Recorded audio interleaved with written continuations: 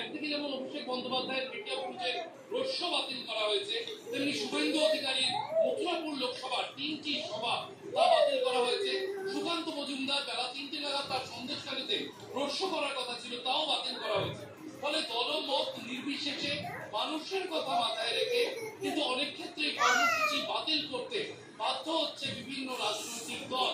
এবং তাতে কিন্তু সময়ও নেই, কারণ আমরা জানি যে আজকে রাতে আবহাওয়া দপ্তরের পূর্বাভাস অনুযায়ী আজকে রাতে ল্যান্ডফল হওয়ার কথা, আগামীকালও বেশ বেলা অবধি বৃষ্টি চলার আশঙ্কা রয়েছে।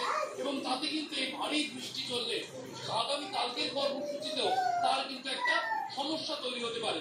ফলে হাতে সময় একেবারে কম, 5 দিন প্রচারের সময় ছিল, তার মধ্যে 2 দিন এভাবে নষ্ট হওয়ায় বেশ কিছুটা চিন্তার মধ্যে রয়েছে বিভিন্ন রাজনৈতিক দল। এবং পরশুদিন কলকাতায় রোড শো করার কথা নরেন্দ্র মোদীর, তার প্রস্তুতি আজকে থেকে শুরু হওয়ার কথা ছিল, কিন্তু সেক্ষেত্রেও কিন্তু নানানভাবে সমস্যা তৈরি হচ্ছে। আজও একাধিক সভা রয়েছে বিজেপি, তৃণমূলের এবং বাম কংগ্রেস, সেই জায়গায় দাঁড়িয়ে কিন্তু ভোট কিভাবে হবে তারও একটা প্রশ্ন উঠছে।